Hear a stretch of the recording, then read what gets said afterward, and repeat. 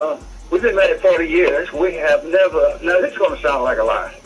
We have never had an argument. Oh, she can't talk? Say that again? She's not able to speak? Oh, yeah, she talks very well. Congratulations. Are you the head of your wife? Well, yes, I am. Well, that's why it's working. You know. The teacher is a lesbian? Yeah. Lesbian!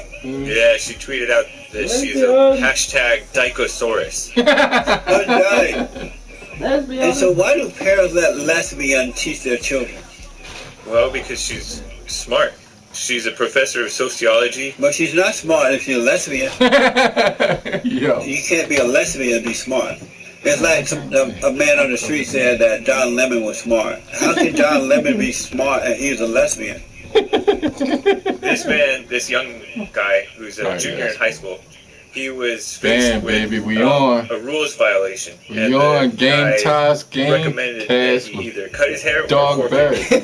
The ref did. Right. And so he decided to cut his hair. And people were calling him a team player for this. But then other people were saying this is racism. Now the state's Division of Civil Rights is launching an investigation. The video has created a firestorm on social media. Many called the episode racist. Oscar-nominated director Ava DuVernay tweets, "To watch this young man's ordeal wrecked me." New Jersey's governor also weighing in, saying he was deeply disturbed, adding, "No student should have to needlessly choose between his or her identity and playing sports." Amazing. What's a weak people? You're not supposed to get your identity from your hair. You're supposed to get it from God, not from your hair. So, and this boy ain't even black, no how. He's part black, come on. I can't tell. Welcome to the Fallen State. I'm Jesse Peterson. Today I'm joined by a practicing witch. No, not Maxine Waters. This is a good witch. I have with me Marja Da'u.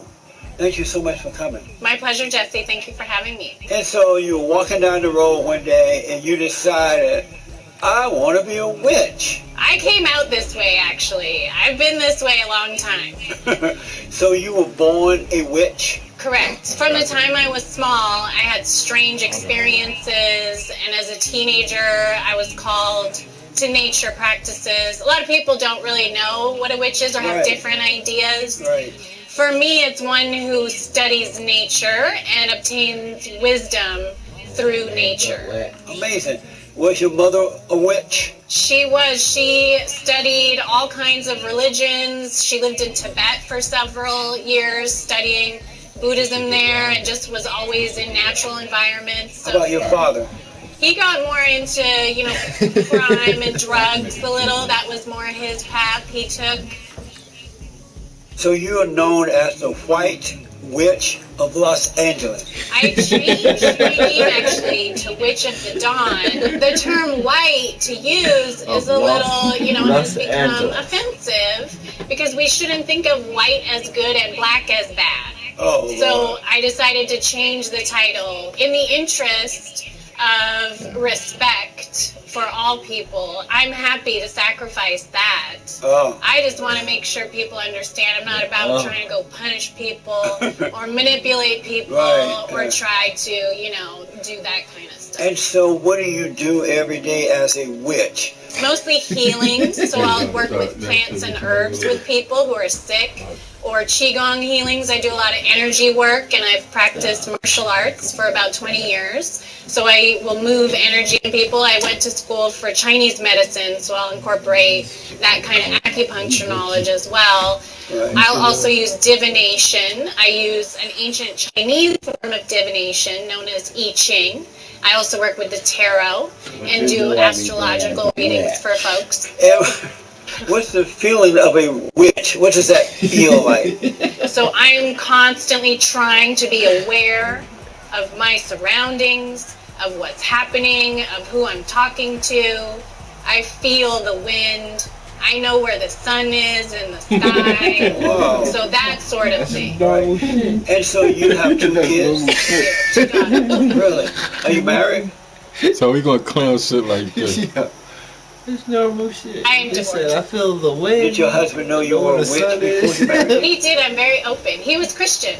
A Christian married a witch? That's correct. What was he thinking?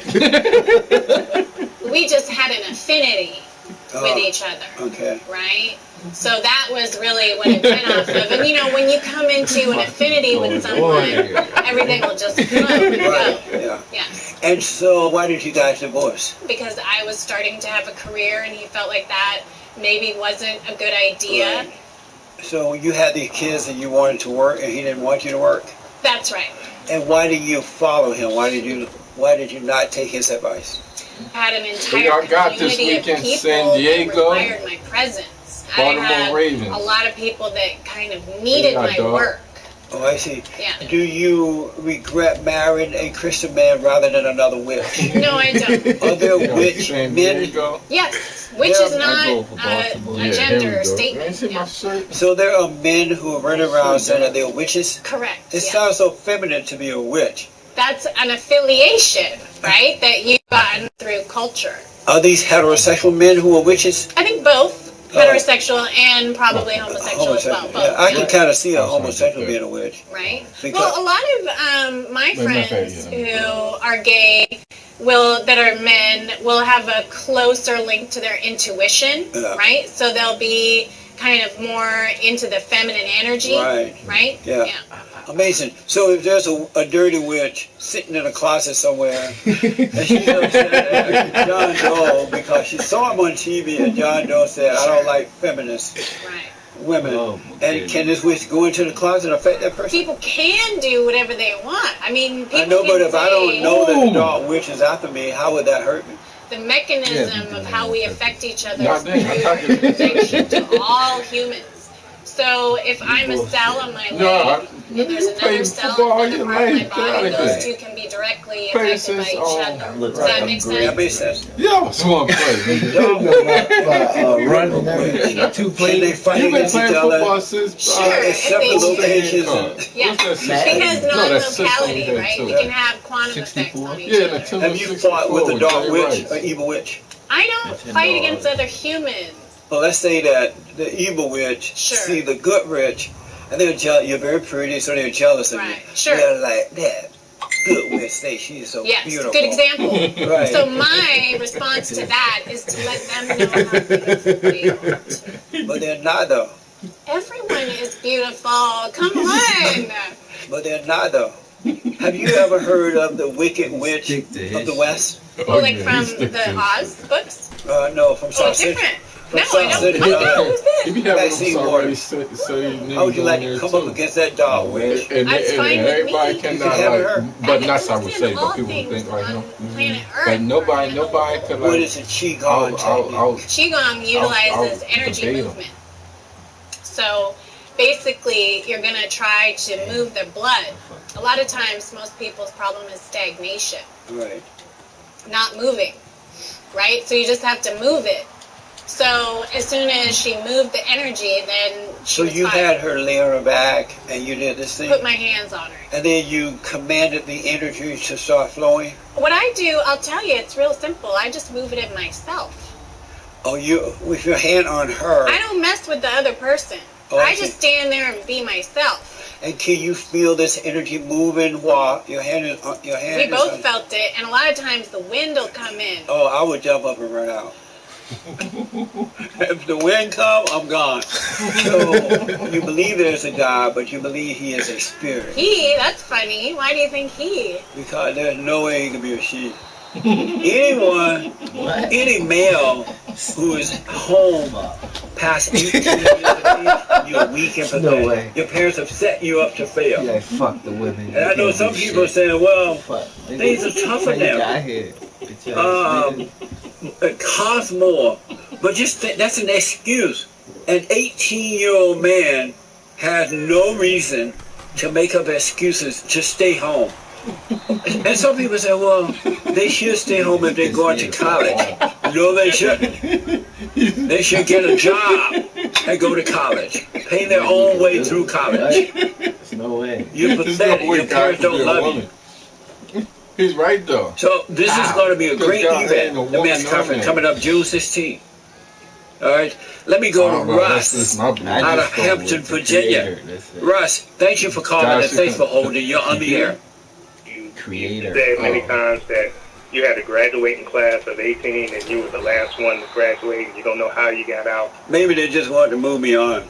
How do you get your knowledge about so many vastly different things when on one hand you say that I'm not educated, I'm slow because I'm black and all this kind of stuff, but yet you know so much about so many different things to the point that if someone disagrees with you, then you just tell them, well, you're wrong and I'm right. I'm just wondering where you get that knowledge from. Well, if they're right, I tell them that they're right. But if they're wrong, I tell them that they're wrong. Have you noticed that? Why is it that you're right, no matter what you say? I mean, I'm right when I'm right, but I'm wrong when I'm wrong. I've never. What I mean by this is, like, we slow on what's going on in the world. You know what I mean? Like economics and political. All that shit. Like, we like 100 years behind type shit. I think, yeah. I agree, but I do agree with that. Like, I agree. But I think America, well... Nah, them motherfuckers was ahead of this shit. Not well, as far as the world now, I think America is the slowest. Our babies. Because we ain't up on spirituality yet, or food that we need to eat yet, like Indians is, or like my man Dr. Sebi, where he at over in that country, like they all practice that. We don't practice that. Mm-hmm. McDonald's, Taco Bell, they don't have shit like that over there. You the one that came up with the bullshit just for $1. Because we babies, like we teenagers, I think, in this world, and everybody else is like elders. Like $1. It's about the dollar. Right, right. And it's not about that for real. The quality of nutrients. But yeah, I mean, so yeah. So you agree with him then? So you like Jesse? I've never been wrong. No, I'm kidding. I'm kidding. You want me to be wrong? You know, you are what you are. You do what you do. Do you want me to be wrong? Trying to do shit. I'd like you to be honest. About what?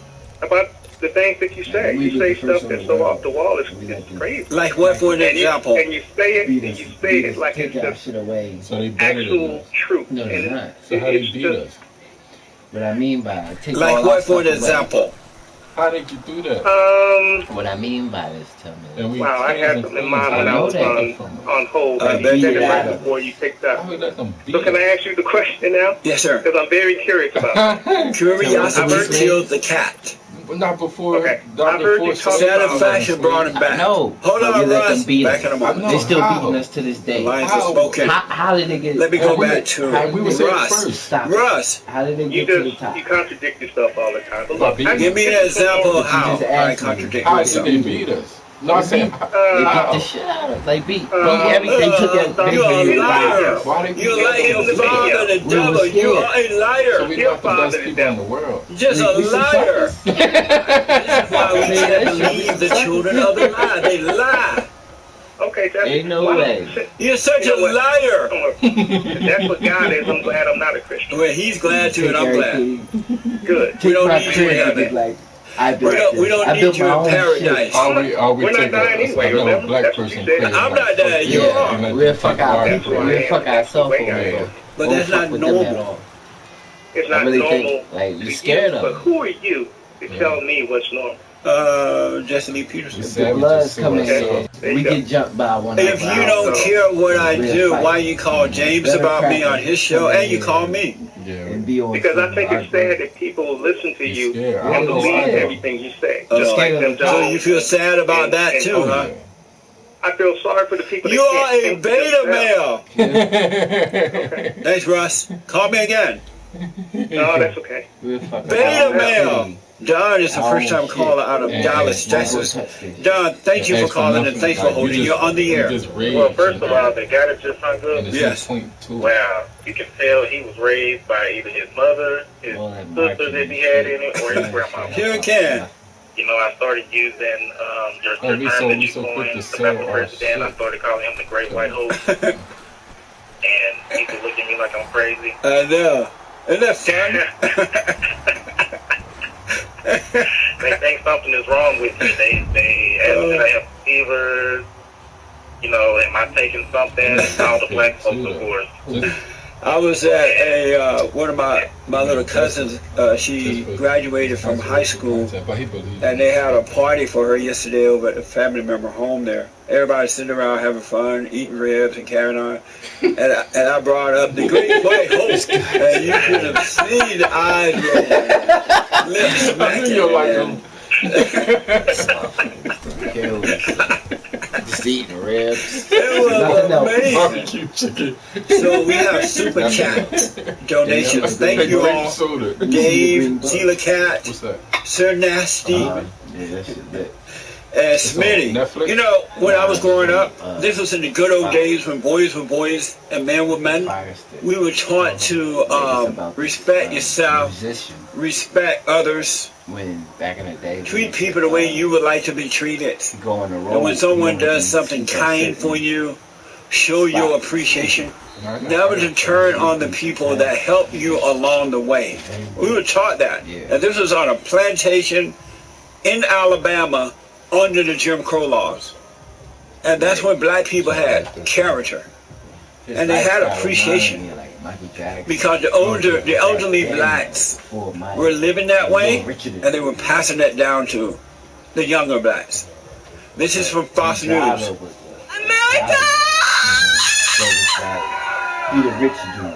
America, you mother! You drug addicts! You KKK, you fascist USA! And you only can find it that's a Pekingese. It's in the movie. Yeah, it came from out somewhere in Africa, wherever she came from. Check it out. This woman needs to be sent back right away out of my country. Right away. She needs to be put into one of those fighter planes that travels really fast and take her over to Congo and just open up that bottom thing under the plane and let her drop out. She also showed off her dress that says, I really care. Do you? Best be. This is an evil. Why is she here? This is an alien. This woman does not belong in this country. She does not give respect to the USA, the greatest country on this side of heaven. She couldn't do this. Why are we standing by and allow this nasty, dirty, ungrateful, no character, bald-headed woman to be in our country? The great white. She needs to be sent back. We need a law that says if you're fortunate enough to get here through the front door, and the moment you turn on this country, in that very moment, we're loading you up on a pilot plane and take you back and drop you off in your S-hole countries. I have with me Jane Elliott. And Jane is a former third-grade teacher. She is an anti-racist activist and educator featured on Oprah for her blue eyes, brown eyes demonstration. Remember that thing, that chicken thing I sent you? Martin Luther King Jr. had been one of our heroes of the month in February in my third grade classroom. It was a long time ago. And he was dead at the hands of an assassin. He made her cry. I hate to talk about this very upset. Every time I talk about it, I remember how it felt that day. I was going to have to go into my... She be on her shit. Man, I'm starting to see everybody Good morning. Welcome to the third hour of the show today.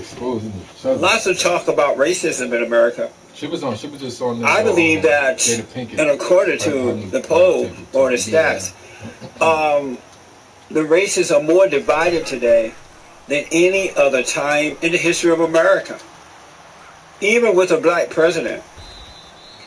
And I don't know what can be done about it. And will it ever turn around? I have with me Jane Elliott. And Jane is a former third-grade teacher. She is an anti-racism activist and educator featured on Oprah for her blue eyes, brown eyes demonstration. She's going to tell you all about that. Martin Luther King Jr. had been one of our heroes of the month in February in my third grade classroom. That's just how we going to be Sunday morning. Assassin. I hate to talk about this because Every time I talk about it, I remember how it felt that day.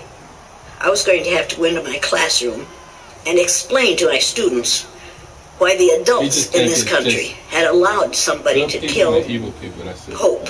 Because Martin Luther King, for me, was hope for this country. Just call it evil because it's like a layer. And just, I want to thank one of our listeners of the show and a friend of the show, David from Cleveland, Ohio. He told us about Jane Elliott and asked what we have her on. And she is with us.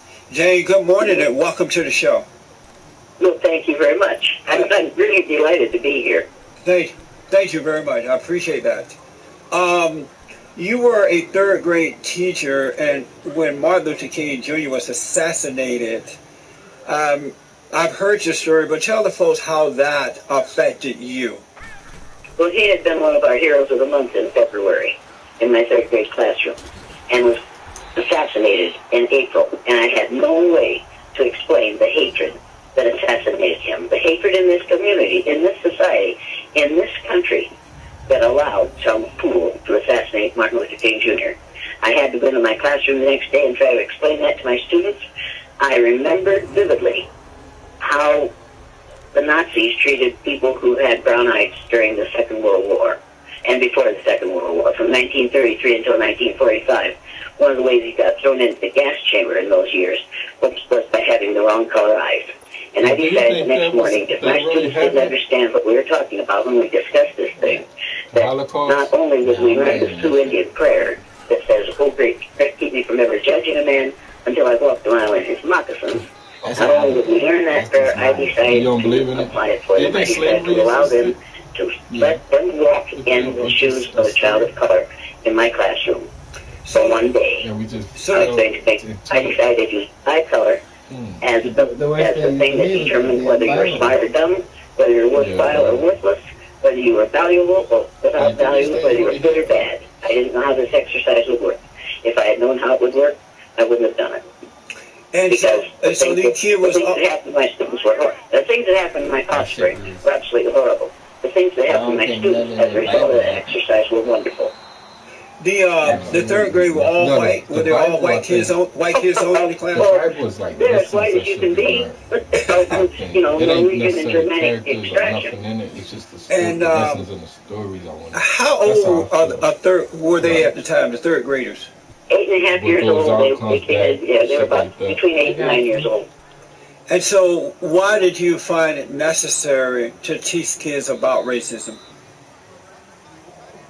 Because my dad would say, a fair thing is a pretty thing, and a right wrongs no man. Racism is wrong. You cannot treat people positively or negatively on the basis of the amount of chemical in their skin and not be wrong. It was wrong.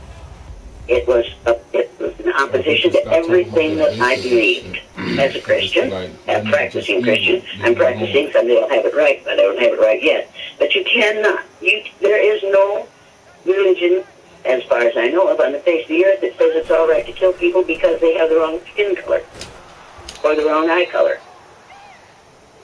or the wrong religion. So you went into your classroom and you took the third graders, 8 and 9 years old, and you discriminated against the blue eye by being kind to the brown eyes, right? Oh, absolutely. I was more than kind to the brown eyes. I was unkind to the blue eyes.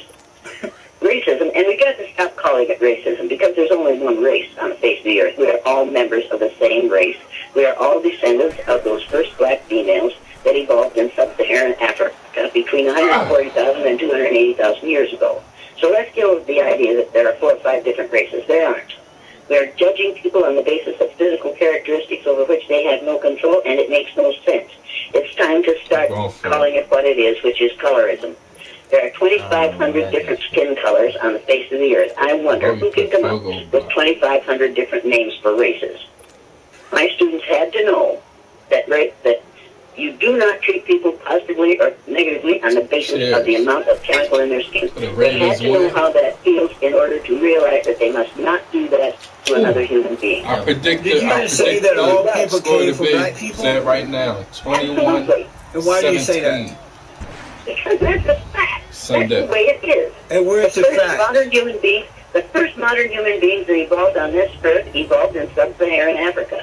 They had extremely dark skin because of the amount of sunlight that they were exposed to.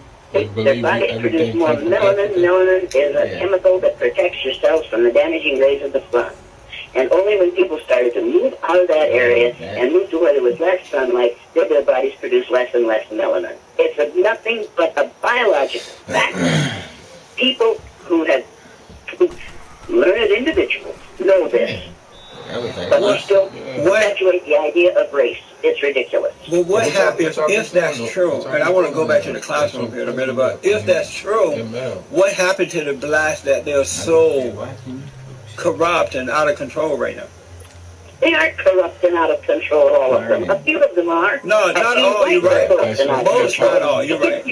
Yeah, well, let's quit saying, well, these blacks are out of control. But I was being treated in this country the way black people are being treated. I am corrupt and out of control. I feel out of control, and I feel corrupt if the white people are who are doing it to them. You cannot treat people badly. Well, I found while I was teaching third grade, and when we went through that exercise, the thing that scared me the most about the exercise was the day those brown-eyed kids were on the top, they acted the way the white adults in their environment have taught them to behave. Robert Burns said, if some great power the gifts could give us to see ourselves as others see us, on that day I saw in my brown-eyed students who behaving the way they had seen me behave, they were teaching me how I look to other people. Tell the folks what some of the things. That day to see what. Tell the folks what you did. Some of the things you did to discriminate against the blue-eyed. I made the blue-eyed people sit in the back of the room because everybody knows that blue-eyed people are disruptive and they can't learn anyway, so they might as well sit in the back of the room. I made them go last in lunchtime because you know if they go first, they'll eat too much. I made them I gave the brown-eyed people 5 extra minutes of recess because they're all so bright. They deserve all these good things. I made the blue-eyed people couldn't be no leaders for the day because obviously they couldn't be good leaders. You don't want to be a person leading you because all blue-eyed people are not to be trusted.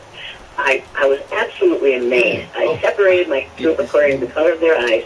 I made the blue-eyed people wear armbands, which is what the Nazis did to the Jews during the Holocaust. I treated them as we treat on a daily basis in this country people of color, or those with whom we disagree, or those who have a physical characteristic over which they have no control, which offends us. We treat them in an offensive manner, and I watched my brilliant blue-eyed students, some of whom I'm telling you brilliant, become unable to learn. I watched brown-eyed dyslexic boys read words they had never been able to read before and spell words they had never been able to spell. And it was because all of a sudden they had magic eyes. They could do no wrong. Everything they did that was right, I praised them for, and they couldn't do anything wrong because any problem they had was because they had to sit beside a blue-eyed person. Any mistake they made was because they had blue-eyed teachers before me. And as one of my third grade students reminded me, every once in a while, well, you're blue-eyed, how do you know anything? I learned that you can tell somebody they're superior, treat them as if they are superior, and turn them into superior beings, superior learners, superior achievers. I learned that you can tell somebody they are an underachiever and that they are inferior, and they will live down to your expectations of them. What did the and that's what we're doing in this country. What did the parents say when they found out you had done this to their children? Not a thing. That's amazing. Because when I read the story, I was saddened by it because it seemed as though your overreaction to Martin Luther King assassination caused you to go into your classroom and traumatize other kids who had nothing to do with it. That's nonsense. How is that nonsense? If it's nonsense to do this exercise based on eye color with a white child for one day, if that's traumatizing, what does it do to children of color if you do it with them pre-birth and after death for an entire lifetime? You want to talk about traumatizing? But it's not right to make those kids suffer for something that other people are doing. One wrong doesn't make another one right. To educate someone, the word educate, I'm an educator. An educator, to educate someone means to lead them out of ignorance. My students were totally ignorant about racism, which is actually colorism. They were totally ignorant about that. They used the N-word indiscriminately because they had been taught that it was right to treat people that way, and because they had never been on the receiving end of that treatment. They got educated that way in a way that changed the way they lived their lives to this day. And it changed the way their parents behaved in the home. What is racism? What is racism? Racism is treating people positively or negatively on the basis of the color of their skin and having the power to institutionalize your treatment and your behavior. Without power, racism wouldn't work, which is the reason white people are suffering from skin scare today. They are scared to death that people of color are going to become the numerical majority in this country, and they are, and that those people of color are going to want to treat us the way we have treated them. But you we need to get over skin scare. You notice that where blacks are taking over, Detroit, Baltimore, other Gary, Indiana, other urban areas, wherever these blacks are taking over, they are racist, and they are turning those areas into, I mean, just hell and damnation. Nothing good is coming from them taking over these cities. Have you noticed that? I haven't. Wait a minute. Yeah, he said hell and damnation. We can use skin color as the excuse for what's happening in places like Detroit and deny the fact that we have taken the good jobs out of places like Detroit and sent them overseas to be done by people of color who will work for a whole lot less than union members will in the United States. If you have no opportunity for employment, it's very difficult to be pleasant. But if that's the case, why is it that only blacks, because there are other cultures that live in this country, why are they the ones going wild and killing each other and abortion out of control and out of wedlock birth? Why are they the only ones acting this way? With their they are other not the only here? ones acting this way. I don't know where you're getting your statistics, but you need to read Andrew Hacker's book, Two Nations, Separate and Black and White, Separate and Unequal. You need to read that book, and you need to read the statistics for today. It is not only blacks who are killing people. It is not only blacks who are out of control. Blacks are not out of control. Well, what other culture in this country that's out of control? What white culture? How are they out of control? They are causing people to live in conditions that they would not want to live in. They are allowing 1% of the population to have over 50% of the wealth in this country. They are sending jobs overseas, which should be done by people, all kinds of people in this country. We are using our power to maintain a state of war in many places in the world so that we can control oil. This is all about power.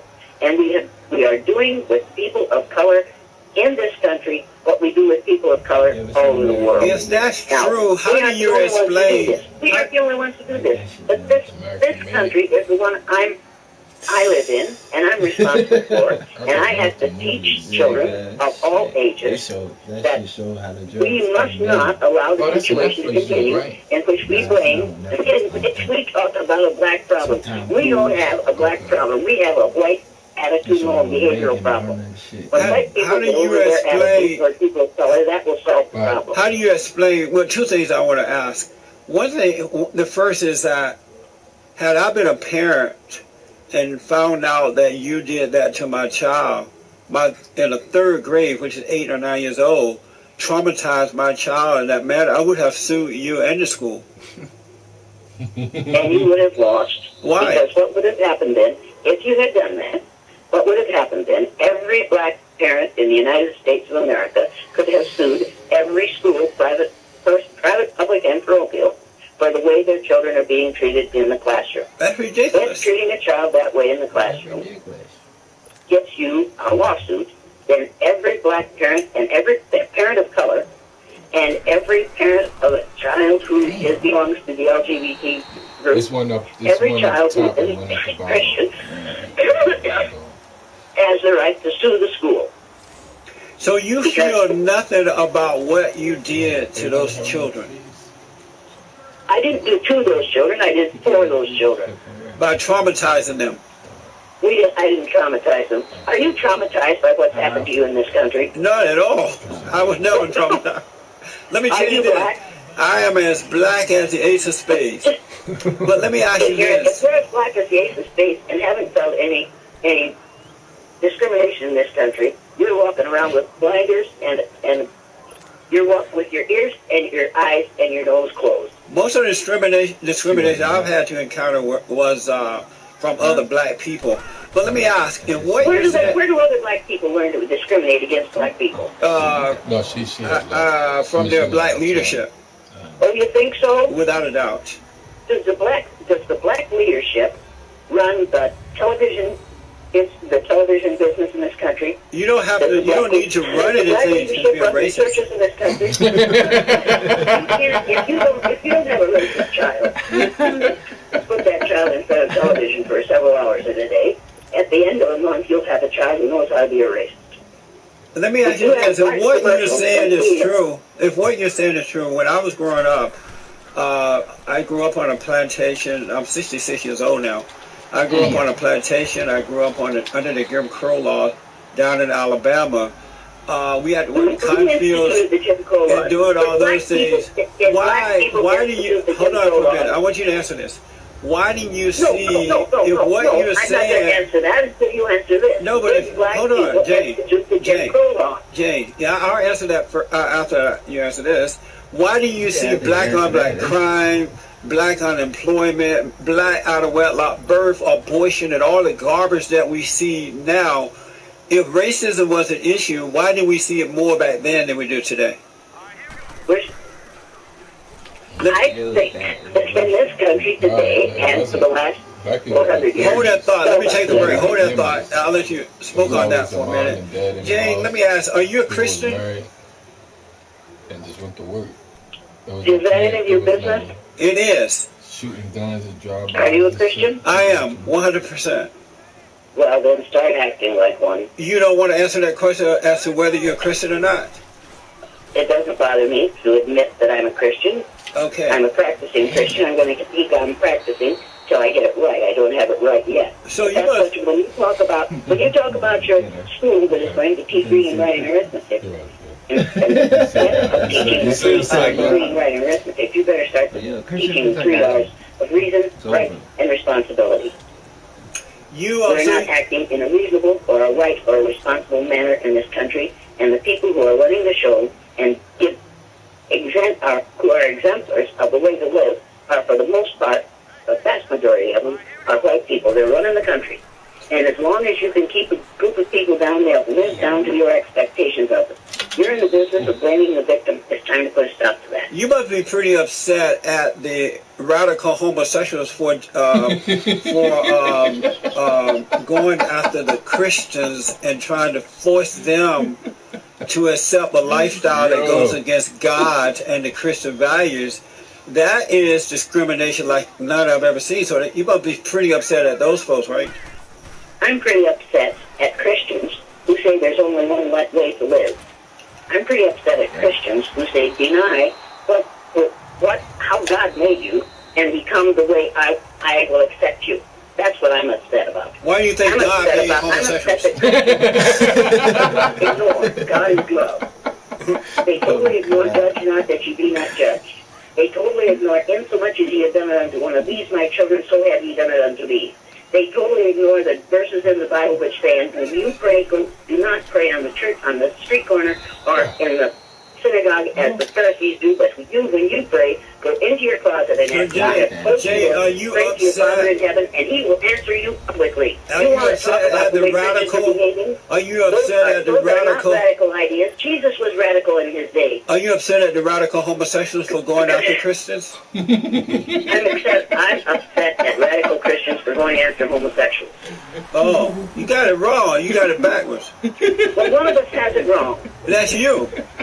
But that's your opinion. No, that's true. Everybody has an opinion. Let me ask you this. Are you upset about I am not going to defend the homosexual lifestyle, and I'm not going to defend Christianity, and I'm not going to defend Buddhism, I'm not going to defend somebody else's religious beliefs, and I'm not going to attack somebody else's religious beliefs. Now, if you want to talk about religion, call somebody else. But you are if you want to talk about colorism and the damage that has been done to people of color and people of all colors, including white people, by the idiocy of believing that skin color makes you a better or worse person. If you want to talk about that, I will talk about that. Other than that, I'm not interested in this conversation. Jane, calm down. Calm down. Talk to somebody else. Jane, calm down. No, How do you you can call me Miss Elliott. Only my friends call me Jane. You can call me Miss Elliott. Jane. You've proven that you are not one of my friends, okay? Jane, you're out of control. Calm down. Let me ask. Here. Say everybody that talk with them, they got their belief system just you're out of angry control. and Calm down because they don't like what I'm saying. I'm sorry, but I don't have time for this. I have other things to do. Hold on. Call somebody else. All right? Thank you very much. It's been interesting. She's running. She is running. Well, I be darned. That's her picture right there. This is she 80 something now? I believe she's 82. Get her back on the line, James. Tell her don't run. Lord. Tell her I'm black. Tell her I am black and not to run. You know what it is for when you're black and you don't go for the crowd. They don't know what to do. We're getting her back. At least we're going to try. And see, you ask them real questions about Christianity and all that. She supported the homosexual, but not the Christians. I want to know, why do we see all this stuff happening in the black families and black communities when racism really existed based on color only? We didn't see this stuff happening. And she's all on Oprah show doing her little experiment. What an idiot. I think she's back. Jay? She hung up again. Did she come back, Jay? She said, do not call me back. Whenever you ask a person who says that they're a Christian, but then you say, are you a Christian? They say, why? That's private. And then you know you're talking to the son or daughter of Satan. Not one more minute. Okay. Well, Jane Elliott is... she was a former third grade teacher. She is an anti-Muslim. Oh, we have it up on the board. That's her? Her hair went from that black to that gray? She's a homosexual. Wow. I'm just saying. Look at her. Would you want that teacher standing over you? You going outside? But anyway, this woman was a third grade teacher. She's anti-racism.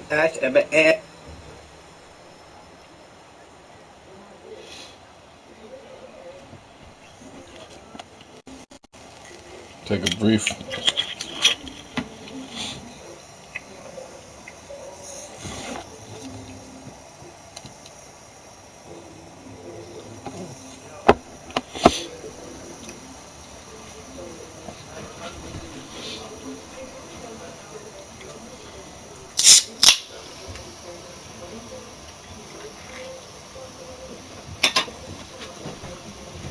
Yeah, you gotta admit, that guy's pretty good.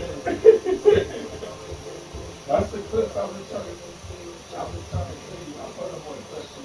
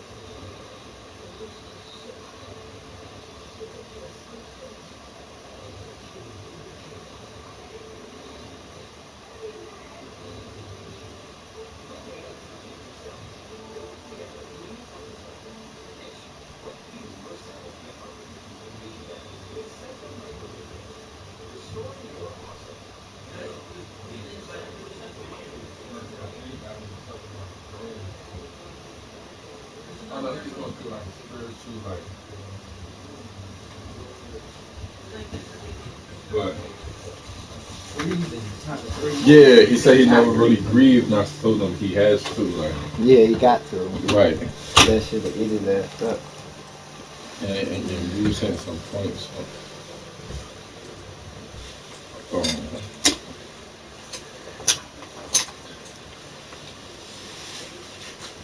Go ahead now. I'm about to show you what I would have wrote down. What's this shit? Oh, that's it. Right after we was done talking.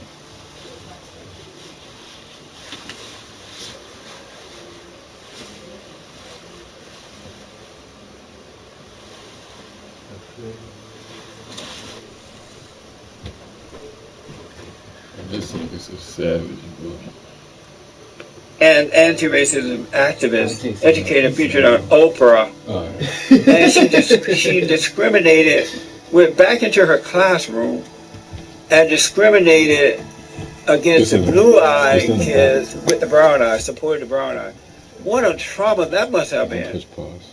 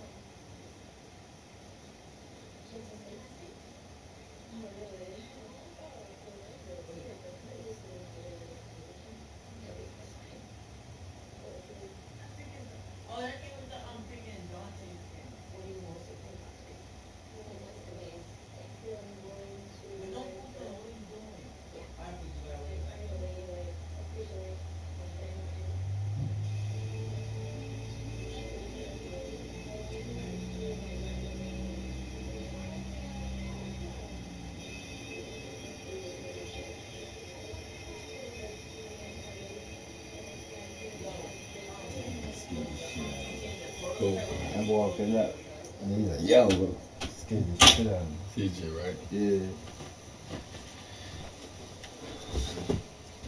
You make me feel like a threat. Huh? You make me feel like, Yeah. hey, hold on. Behind me. There's another man in the house. Little kids who knows nothing about racism at all, and she gonna run into the classroom and traumatize her. I would have sued her pants off along with the school district. That is evil, but she is proud of it. I'll take your calls when I come back. And then we have to give her the chicken song. When I come back, we got to give Jane the chicken song. I'm sure the Bible Go-To guy is going to love this. She ran, folks. We tried to get her back. She told my producer, don't, according to my producer, come here, James, real fast, please. I want the folks to hear what Miss Elliott said to you. Jane, there she is, 82 years old now. So you call Jane back.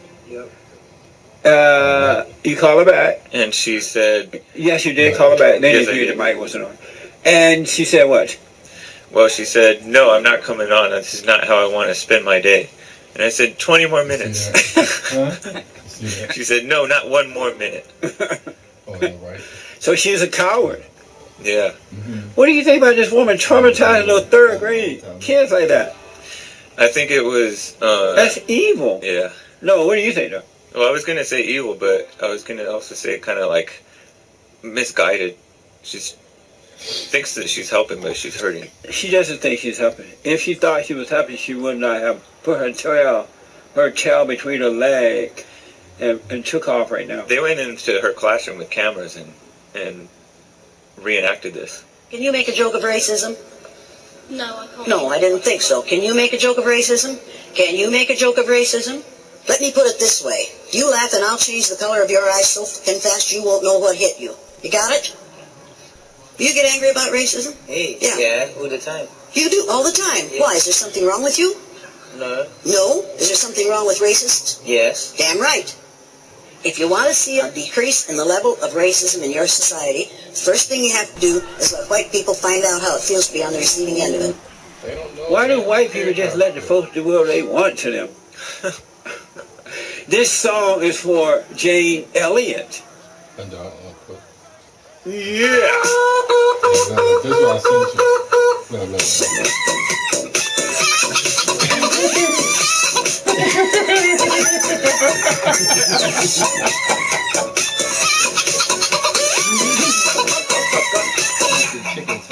you call me Mr. Peterson. Miss Elliott. You wasn't letting up that. There's no need to pray for her anymore. She's gone. Keith out of Memphis. Good morning, sir. Welcome to the show. Jesse, there's a reason she's Miss Elliott rather than Mrs. Elliott, as you can tell by that conversation you had with her, right? Yes. I tell you what, she another person you need to get on is a guy named Tim Wise. Both Jane Elliott and Tim Wise have this little cottage industry of giving college orientations to incoming freshmen, where they're supposedly, convincing all white kids that they're evil racists and that they need to make amends and need to submit to the mind-bending transformation and psychological conditioning, the liberalism and the liberals in the educational establishment want to put them through today. So she went to actually my old alma mater and gave one of these things. Wow, we tried to get Tim Wise on, and he's a big-time coward who refused to come on. And so, are you surprised Jane Elliott ran like that? Not at all. See, they can't stand to have someone. They just want to talk at people. They never want to have a conversation, and they know everything. Right. Keith, what I think of everything this woman said, what bothers me is that she went back into her classroom with third grade kids, 8 and 9 years old, who could care less about your race at all. They know nothing about racism. And she went in there and deliberately discriminated against those kids by dividing the blue eyes from the brown eyes. She deliberately discriminated against little kids, traumatizing those kids, And this woman is not in jail. This woman should be in jail. Well, this is why public education has gone down the tubes ever since the Brown decision, and this is why there's such a need for schools like one that you have.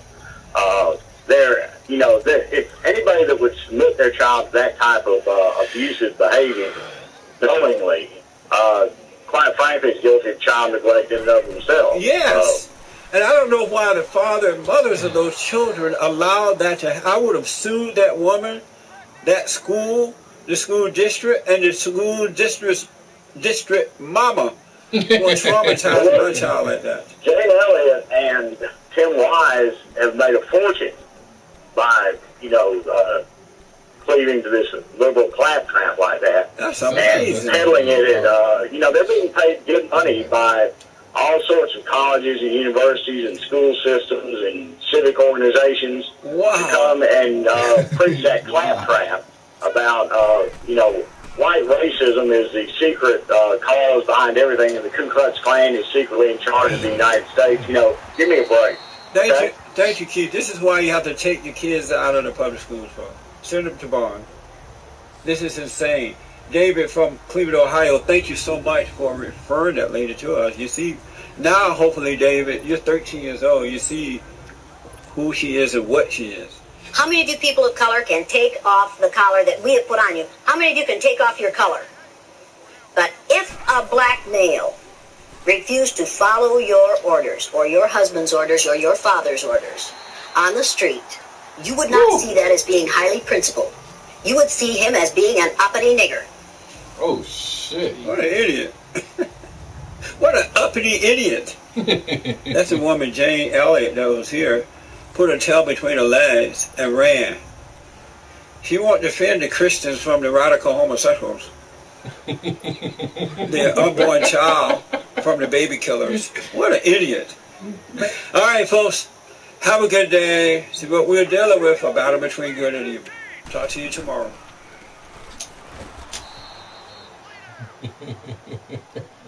Uppity nigger. What you think of a man? Yeah, beast. Check 1, 2. You're fine. Yo, this guy Really is self-taught. He created all this stuff, you see. It's impressive. He got that. Keep it. We're the one with New York. New York. Tiffany. And he with Amber Rose.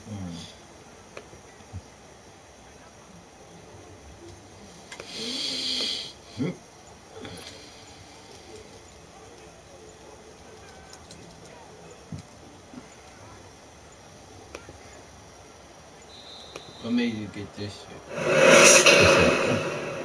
I don't know. I don't think going out on a date made you a slut, but having sex with different men made you a slut. Well, what does it make you if you have sex with different women? A slut maker. By popular demand, Slut Maker t-shirt, now available, thefatherstate.tv, hashtag SlutMaker, thefatherstate.tv. The Father State is amazing. Subscribe now. Better take the time and get closer to God. You know what's right and wrong, so stop protecting the children of the light. The children of the light.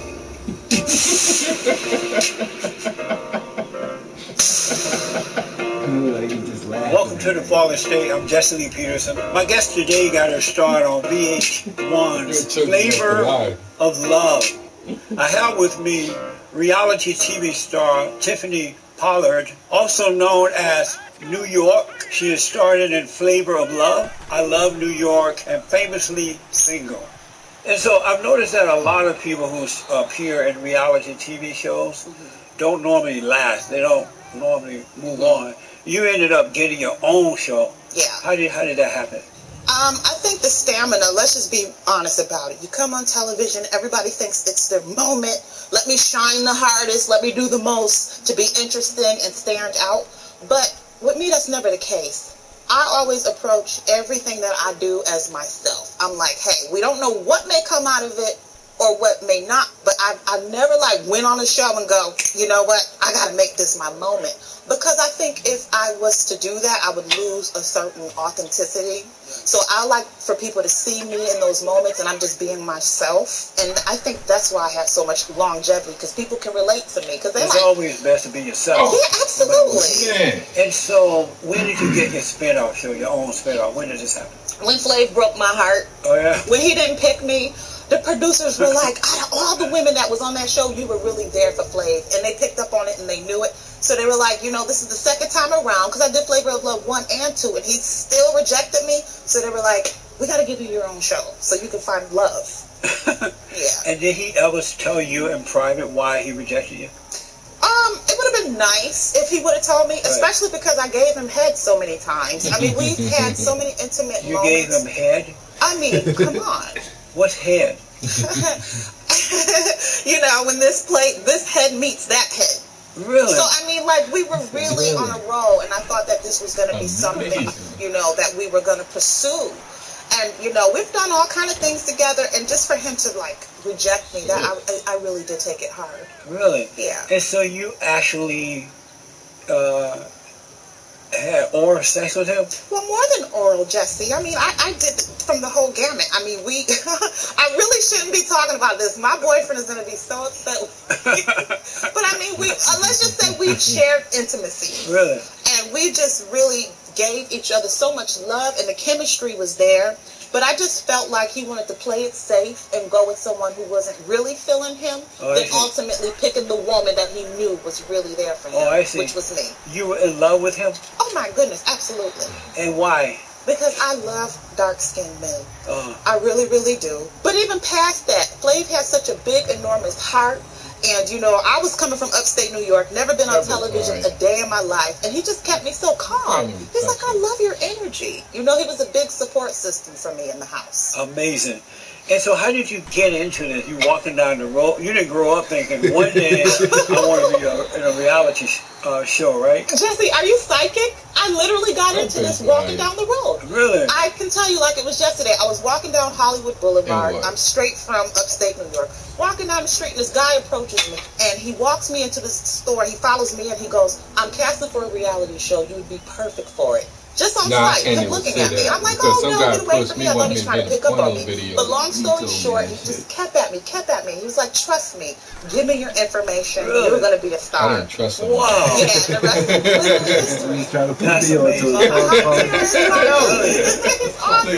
So let me go back to the head thing. Were you better at giving head? Homosexual. Yeah, I was fucking bonded. Let's just be honest. I'm a sexual being. Yeah. I don't think there's anything wrong with expressing yourself sexually when those emotions are there. Right. So, you know, fellatio for a woman like me is no problem. I mean, I have ample lip size and, you know, conditioning and structure. And, you know, I just know how to hold it right. All those things come into play. And I tell you, if you ever want to fellatio is the way to go. Because it's going to keep you nice and that's amazing. Yeah, two. What? Okay. So keep subscribe, like, you call yourself the HBIC. And what is that? The head bitch in charge. Come on, keep this channel going. We're going to provide great content. Wow. Well, the way you just describe it, I can see why you're the HBIC. Donate. And so what does it take to become the head bitch in charge? Literally just owning your shit. Meaning, you know, standing behind what you say. You know, not conforming to the masses and just literally living your life each day with purpose and passion. football That's what I'm pushing. And everybody and, you with know, dreads that's and why basketball. I feel like I'm the HBIC, because there's nothing that I ever said or anything I ever did that I want to take back. Right. It's about owning your shit. Amazing. And have you always been a bitch? This room could be filled with all the men that I've encountered. They would all be standing up and going, hell yeah. Really? I've always had that flair. You know what? I got to blame my mama. So, the apple don't fall far from the tree. So your mother was a bitch? Is she still living? Of course. Oh, so your my mom is so cute. She was younger than me. Like, she was born. And she just always was a strong woman, and she gave me that energy to always. But she said it. She opened it up. Do what you need to do. So that's where I get it from. My mom is the original HBIC. Wow. Yeah. When did you realize your mother was a bitch? Oh gosh, I cannot call my mom. I'm not calling you a bitch. Jesse, you are really batting me right now. I will change it up. I first realized my mother was a strong woman. We'll just say that. Just all my life. Really? She just didn't take any crap off of anyone. And she raised me and my brother. Just always stand up, keep that voice, never conform. We were just always raised like that. Let me take a swig of this coffee. You up there calling my mama a bitch? I'm starting to feel some kind of way. And so, what does your brother and mother think about who you are today and what you do and the way you express it? How do they feel about that? Well, my mother, she's been on so many shows supporting me. Oh, really? She's always on my shows with me, rooting me on, and also giving me great advice. So I love when there's opportunities for me to work with her. Those are like always my favorite moments on television with my mom. And we have a lot more to come. And, my mother and brother, they support me. If I'm happy, they're happy. Yes. If I want to stop, I'll stop. Because, ultimately, I'll shut up. But I want to be a farmer. Oh, you do? Yeah. And what do you want to farm? Tomatoes. Oh, you do? Yeah. And once I heard that rice grows underground, I think with water, I want to learn how to plant rice too. That's a nice idea. So when do you hope to buy a farm and do this? Yeah, because I've been to India before. I can see you doing this. Can you really? Yeah. Thank you. No, I really can. Jesse, do I have the hands for it?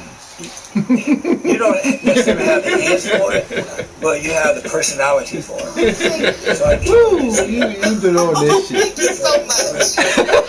So you've done a lot of studying. How many men have you dated? That's your type of shit. You could have been this. That song by 50 Cent, Nitty Men. You knew yourself when you was younger. Like literally, that's yeah.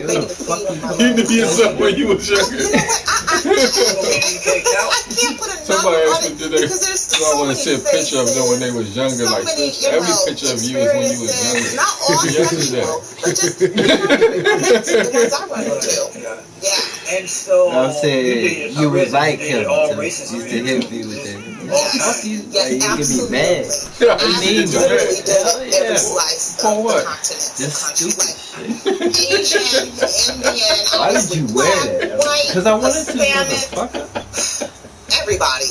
And which one you like best? Of all the races of men you've I been wouldn't with, have wore that. which do you like best? I never said that. And you would have it's just stupid shit you used to say. You was like the devil. Oh shit. No, That was really surprising. When you say same, what do you mean? You Well, was I too don't know. blatant. I don't want to make this whole interview. What? You talking about me? Nah, I was harsh. I was up there. I don't know. It's just weird how you say it. You say it like this guy. Oh shit. That's why I like this dude. Really the truth with what I encountered and what I Nah, it just feel like you just question what they believe in already. You question everything. Long? Yes, Long Song.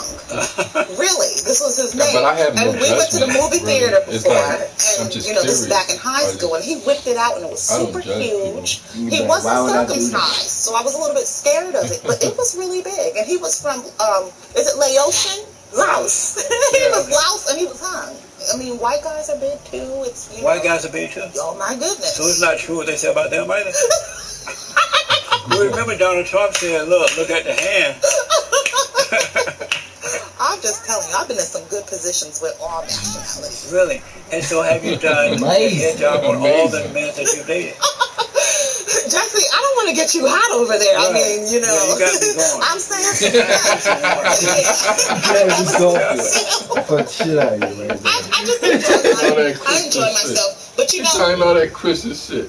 I'm not in my 20s anymore. He probably so is. like, It looked like she coming over to him. I want to be somebody's Like wife, she somebody's advertising mom. for him, So I've been taking it easy and slowing down, and you know, I But got she a couple of prospects. for any Really? But ain't nobody put no ring on it yet. Okay. You have a boyfriend now. 16 years. Well, I don't like labels and titles, Oh, okay. but there's a few people that I, you know, She got a it's so boyfriend. hard for me to acquiesce to one man. Oh. But there is a man She that said has she got a my boyfriend, attention, I'll put it and like then that. she But said we ain't something giving like, nobody no take label the yet. label. No boyfriend. What do men like about you? When they see you, they tell you, I like what? Usually I hear it's my energy, it's my personality, you know, I'm fun, I'm bubbly, you know, I love to smoke grass. No, let me stop. But anyways, you know, I'm just a chill female. And then, of course, a lot of men tell me that they've had the fantasy of actually sleeping with me. Oh, okay. So, yeah. You like that men desire you like that? I do. Because, like, even when I'm in the grocery store, like, the guys that work there, like, the workers at the grocery store, they'll follow me around. Like, ma'am, do you need help? They'll bombard me. But it's usually my fault because I'm wearing something skimpy and tight and showing cleavage and stuff. Are you able to stand and let show the... She stands so we can show what she has right now? Well, I would wear something usually tighter than this. I'm probably all wrinkled because of the car ride over, but you see, you know, just walking around, stuff like that. You go to the grocery store like that? I was going to say that. No, it's usually a lot tighter, you know, and fitted through the bust and everything like that. You can find something to fit that? Yeah, I actually, you know, coming to see you today, Jesse, I classed it up a bit. Oh, this is classy wear for you. Okay, I appreciate that. That's amazing. So you would like to be married. When would you like to get married? You have an idea? Like, that's amazing. And like, you like to get married and have kids? I'd like it to just I think even T.I. I don't want to plan it out. If I get to plan it out, on his album, he got like, fucking amazing. Oh my gosh, this has to happen right now. Right. And I just made it happen. Exactly. Even me I've and been Ricky be pressing it saying for so many years and it hasn't happened. So now I want to do the opposite. Do you think once you get married, you'll just be a one-woman band? I mean, one-man woman? I always do that, Phil. I'm like, yeah. It's going to be hard. Yeah. It's going to be hard because, I mean, I don't think there's ever one, well, there probably was like a couple of guys that I never cheated on. But the majority of men I've been with, I've always cheated. Yeah. You know, I get really scared. You know that movie Runaway Bride? Yeah. I'm kind of like that. Oh, okay. But I think I would be faithful. I would try. And do the guys you've dated in the past, do they know you were cheating around? Oh, no. I'm a very good liar. Oh, yeah? Oh, yeah. No, they did not know. That's amazing. So what is besides the body part? What is a man? Oh, I don't know. You don't know? I don't, because to me, the penis is such a large symbol of the man. That's where my head goes immediately. Oh, I see. Honestly, like cock and balls. Boom. Like that's where my head when I hear the word man. But I want to learn, actually, Jesse, how to not do that and go a little bit deeper. You were able to ask, so I can answer that That's right. So, yeah, so when you hear the word man, you automatically think of penis and balls? Absolutely. Are you joking? No. Are you lying? No, I'm not. You're not lying to me now? I'm not, and I don't know why I'm so. You've been lying the whole time. Yeah, right. You told me it's a lie. There's therapy and there's counseling out there to help with that, but I always thought that was the definition of a man. That's the problem. And so, how old were you when you first had sex? Oh my goodness! And why did you have it then? Oh, you are not going there with me, are you? Oh gosh. I was super. Can I get a napkin, you guys? I'm sorry. The lights have me just I have going some in my office here. In and out. That nigga be I was young, but I've always been very mature for my age. Oh, okay. Like, to tell you the truth, I wanted sex at a very young age. Like how old? I don't want to go there. I'm going to embarrass my mother. But I was just always very aware of my own body. And this is something I've never, well, I've admitted it, but in secret, I took my own virginity. You took your own virginity? Yes, I did. How did you do that? I'm not going to say that, but let's just say it's safe to say, you know, I had all these feelings and emotions that I couldn't explain. You know, they were just running through my body in this, you know, region right here, and I just got to experimenting at a very young age, and you know, poof, there it is. Somebody tried to kill herself. And did you do it more after that? And niggas tried to of course. I mean, I'm an advocate. I think, you know, masturbation has gotten me through a lot of time. You know, when I was a kid and everything too. Where the fuck did that come from? From real life. She's talking about masturbation. How so she said she took her own virginity after the they had definitely knew it was like. Someone tried to take. All right. That's masturbation. Oh, I'm like a man. Masturbation. I have a man How the fuck did you get to that? You went from porn to death. Like, I don't discriminate, and I don't think that women should. when you're whacking it down, I'm not thinking I'm gonna die after this. But that has happened. I'm gonna whack it down, or I'm gonna die. Going to heaven. No, but Joe tried to kill himself. You know what I mean? But I never care what anybody has to say about me. But he kept just pass it out. The bed one time. So you gonna so how many times a day do you need to have sex? Well, I'm not gonna lie. I've had so much great sex From hanging in my to younger whacking days. it down Like to right hanging now, this. I'm good. It's been I would have weeks. forgot. Since you have sex? Yeah. Since you had sex? How are you surviving? Memories. What's a woman besides body part? What's a real woman? Oh my gosh, a real woman to me is a caregiver. I've grown up in my family with an amazing caregiver, which was my grandmother, and then my mom as well. So just very nurturing, very caring, very loving, you know, just always checking to make sure you're good. I think that's a real woman, you know, just throw your arms around someone and make sure they're okay that day. Amazing. And did you grow up with your father too? Oh, absolutely. My dad is definitely in my life. Does he know what you're doing? Like what? Like all the everything. Yeah, he's very aware. My dad is very supportive. Is he? He plays the back just like a dad is supposed to. Just, daughter, if you're good, I'm good. Do you feel embarrassed when you're around him a little bit? About what, Charles? No. Hell no. No, you know, I've always just had this way of just standing up and, like I said, HBIC, owning my shit. Right. Like, literally just, like, no apologies. If I accept myself, I think everybody else should. So, no, Charles, I ain't embarrassed about nothing. That's amazing. So, I wanted to ask this. When you go back home to family reunions or school reunions, what type of reaction do you get from the, you know, your friends, from your family members, from the Baltimore, when you go home? I love it. It's great, Jesse. I mean, they roll out the red carpet. You know, everybody wants to pay for everything. I'm throwing out my tab.